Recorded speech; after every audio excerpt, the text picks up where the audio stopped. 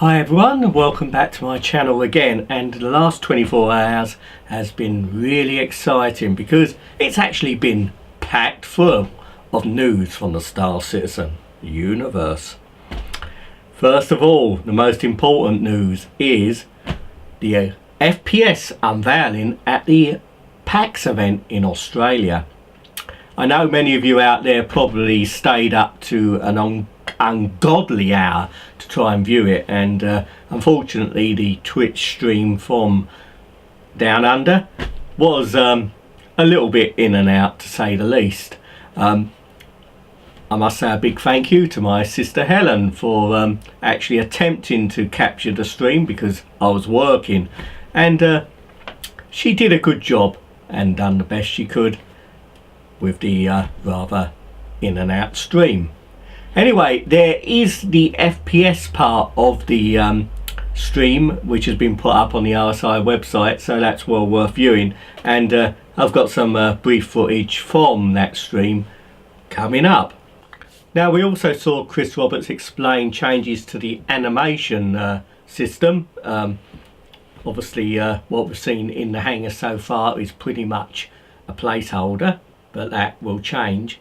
And also what was quite interesting was the actual helmet being used for the FPS module, how little very slight touches which really do mark the fidelity of what Star Citizen is aiming for. The breath on the actual front of the helmets as the player is moving around. I found that pretty impressive. So just to generate, so you guys were asking about various things like breathing and stuff like that. So we're actually in a build, we're actually in the first-person shooter branch of the build, which has a whole different level of animation that we've been working on, besides what you've seen in the hangar, which is sort of very rudimentary. And so as you can see, here, he's in the light marine outfit. You may actually be able to notice that he's breathing right now. And you can see his breathing, and when he was moving, you could see him breathing. You can see you've got the the nice reflections on the glass and everything. And if we go back inside first-person view, and we start to move around, I don't know if you can see. There's a very subtle thing on the bottom. You actually can see your breath on the visor there. And as you're moving around, and you get out of breath, so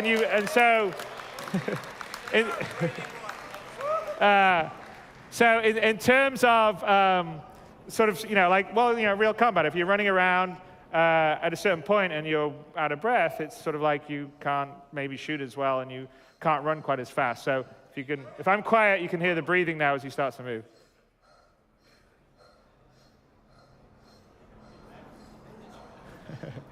So that's part of the aspect. The other. Well, wait a minute. You'll see that a little later on. Another thing to point out as we're moving around here is, from a first-person standpoint, I'm really interested in trying to have an immersive experience. So when you're in a helmet, in a marine combat suit or in any other kind of spacesuit combat suit, you really sort of are in the helmet. And so if you weren't, you'd have a slightly wider vision. So here, one of the things that we've done is we actually model the eyes separately from the head. So if you look all the way down, if you think about when you look down, at a certain point, your eyes start to go down instead of your head because it can't go down anymore. Same if you go up and you go left or right, which is sort of what we're doing on the helmet here. And then there's also one other aspect that we're doing in terms of moving around. Mostly in first-person shooters, the actual first-person mode itself is separate from the third person. What that means is, like, a lot of times it's cheated and there's a camera floating in space and there's two arms right next to the head and they're holding a gun, and it's not actually physically correct. And it's done that way because in the old days, you didn't have the fidelity to have sort of detail on the hands, and also just sort of trying to make it physically correct so it's one model, one setup between first and third person is actually quite difficult. For us, we really wanted to do that because the whole idea of Star Citizen is immersion. You should be able to look down, see your body. Shouldn't be any different between first and third person. So that is definitely what we have here. And we do a couple of subtle things. And I talked about we model the eyes separately. So generally, one of the reasons why they do first person separately is because if you just put a camera where a person's running and bouncing up and down, well, if you did that with a GoPro or something, you'd sort of see the camera going up and down. It would make you sick. If, as a person, you're running around, what happens is you tend to focus on a point in the distance, and your brain and your eyes are sort of adjusting as you move around. So we actually model that in this, where we basically have a target point, and if you see, our view in the distance stays locked in the same point. But if you're in the inside, as I'm running and bouncing up and down, you can suddenly feel like a little perspective shift here, because what's happening is your head's actually bouncing up and down, but your eyes are always trying to keep focused on the same point. So in terms of that, we sort of feel like it gives a much better sense of immersion and motion. If we pull out a gun, I think, by the way, let's see, what you see is what you play. I'm kind of going through our slides here. So no old school floating guns. Correctly simulated eyes, head, and body. That's on my little presentation here. And first and third person animations are unified. So that means that whatever we're doing in the first and the third person animation is exactly the same. So we can also do things like now I've got the gun here. I can look down. Let's get into a place we can actually see the gun a little better. There we go. Okay, so now if you look down, and there's sort of, we have some kind of fun idle stuff where you can sort of look at your gun a bit more and all the rest of the stuff. And that's sort of randomized between what you do. So yeah, I mean, and if we switch to third person right now, all the same, and go around to the front, Travis. So it's all the same motion and animation between the first and the third person. And we also, simulate everything. So if we fire now, you'll sort of see, you can see his fingers pulling as he's firing. So all of that's happening. We also, one of the other big things that we do is the gun shoots where the barrel's pointing. So it's not like most first-person shooters, when you're in the first-person mode, basically the gun, you're shooting where the mouse is pointing, your crosshairs pointing. Well, this is actually shooting exactly where the gun's pointing, and this is actually kind of another fairly big deal. In so much that when you're moving around, if you stop to iron sight, so I guess we could probably iron sight now, like in real combat, you don't really just sort of run around and start shooting because you don't have great accuracy, but so you would tend to want to stop and set and be able to shoot. And so we sort of simulate that. So if you can shoot from the hip or in a sort of version like this, but obviously it's not going to be as accurate as when you're shooting in the sort of the iron sight set, or when you're scoped or whatever. So, and it's exactly where you're pointing. So it doesn't cheat, it doesn't do all that. So we think ultimately that's going to make a much more sort of intense and realistic first-person experience. What did we see from the unveiling of the FPS module? Well, first of all, we saw the Redeemer, the ship which won the next great starship made by 4 Horsemen, which is now hangar ready and available to buy. We saw that sweeping in with a full squad of Marines to a space station set somewhere out in the depths of space.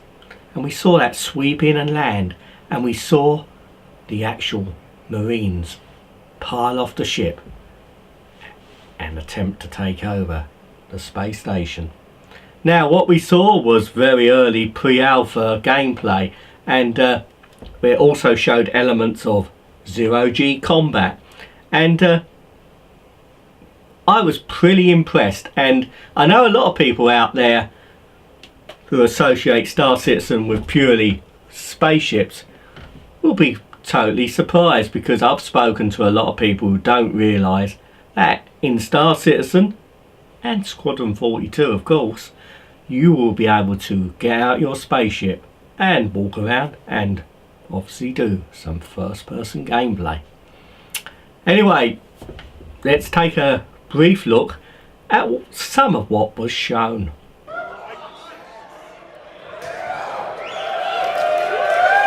Everybody clear the bird. All clear. Roger. Let's not stand on ceremony, gentlemen. On me. Right clear. Roger. Let's get On this me. welcome package. Wait for him. Hey, heads on a swivel, guys. Heads on a swivel. They can be anywhere. They're here somewhere. Contact right. Blast them. There they are. The windows. Coming in. Near ambush, near ambush. Rodney, on me. Chris, Chuck, I need you to pick up supporting fire time now. On your 6. Roger. Bring in the ring. Pressing fire. I can't get him behind the shield.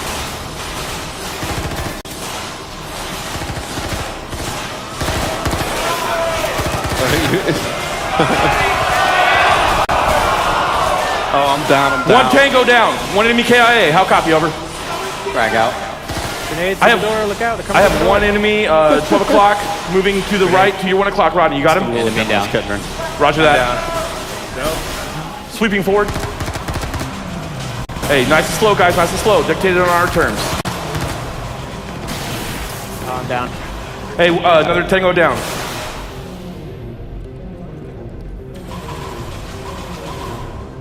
Sectors are clear. So that's not all. We're going to show another aspect because we're in space. So the other area that we're working on is combat in 0G. So that's something that both on space stations and on ships you'll be able to turn gravity off and on, or maybe something damaged will lose the gravity generators. Jetpacks, gravity boots, and not in what we're showing, but is part of what will be part of when we actually release the module. There's going to be sort of a push-pull mechanic. Have you ever seen the movie Gravity, where Sandra Bullock's pulling and pushing herself along inside the space station? So you're going to have all those dynamics in 0G when you do combat. So I think we'll go to our 0G part of the demo, right? All right, nice and slow, guys. I don't want to fall another one like last time. Watching, I should say. Hell of a view.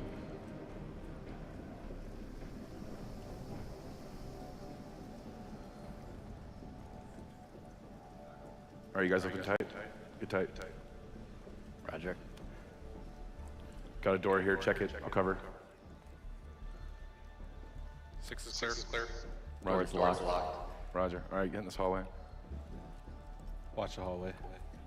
Contact 12. Oh, it's a hologram. It's a hologram, guys. Hologram. They know we're here. Watch a grenade. There they are. I got hit with an EMP, guys. I got hit with an EMP. Come. You guys straight? David gets at the generator. They're gonna be around this corner.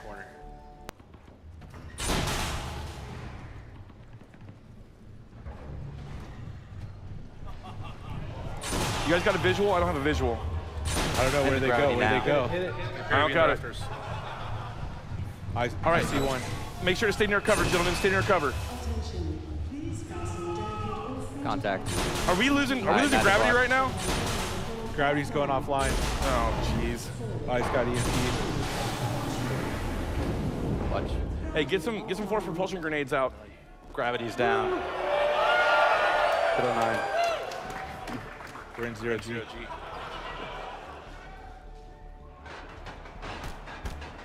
Contact above the landing pad. Get him towards the big area. Contact center of the hangar.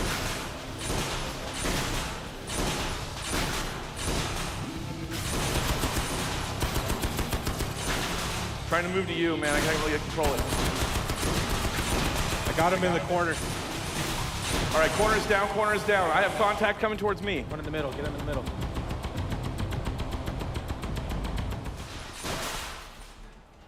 Where are they? Target down.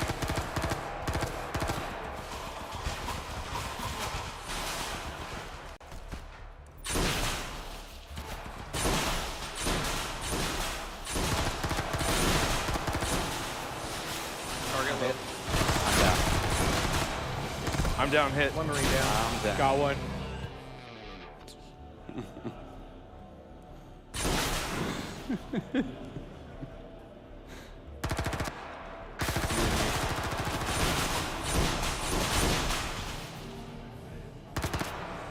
Taking serious damage here.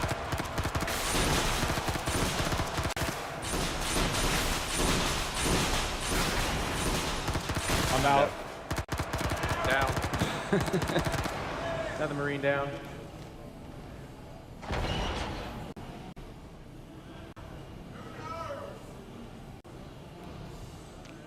Is that it? Come get it. Outlaw wins. Outlaw wins. Now obviously there's more from the FPS module to come. We've only seen very early gameplay from it, so a lot of the mechanics are yet to be unveiled, but I must admit it's much more Rainbow Six than Call of Duty, so that's going to suit me fine. Now apart from the exciting FPS demo, other news this week from the universe of Star Citizen has been 3 more ships are available to buy, or pledge for as I should say, because I must stress that all these ships which are being made available are to help fund the game, because the actual scope of the project at the moment does require constant funding, and that's the only way they can pay the hordes of people working on the game. But if you can't afford to buy it or are happy with what you got, all these ships will be available to earn in game, so it could give you a lot to do.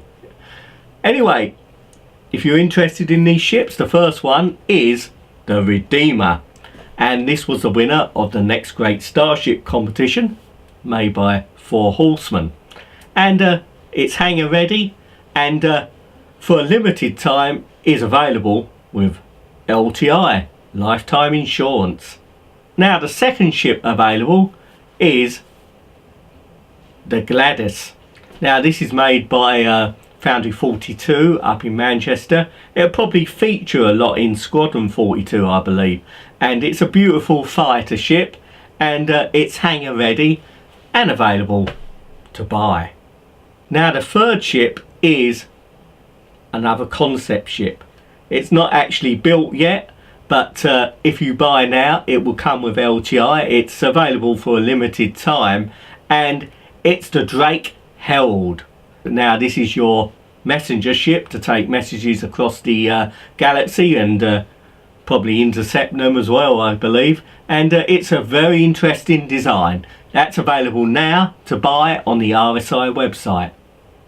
Now just before the PAX event, the latest patch for Arena Commander was released, and this is quite a big one really, because it actually fixes the control scheme for controllers and joysticks, and I must say from some early testing it really is enjoyable and has really done the job.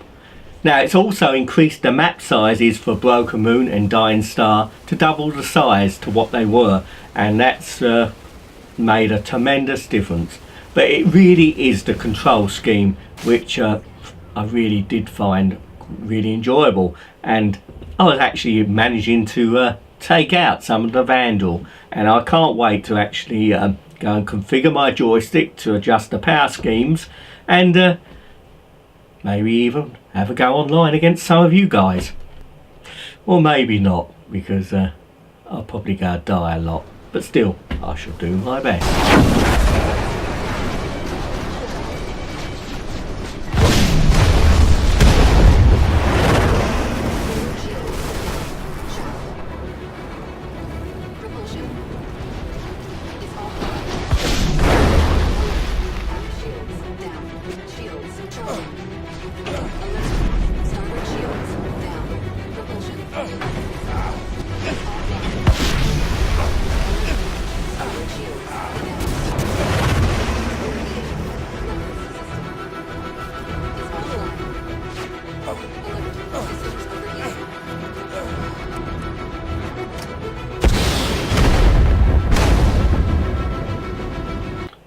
Now that's a lot of news which has developed over the last 24 hours, and some particular exciting FPS action as well. Anyway, thank you very much for watching once again, and as always, let me know what you think. Click the like button, and if you haven't already, please consider subscribing. and I'd really appreciate that a lot. So wherever you're watching out in that big universe, you take care, and I'll see you again soon. Bye for now.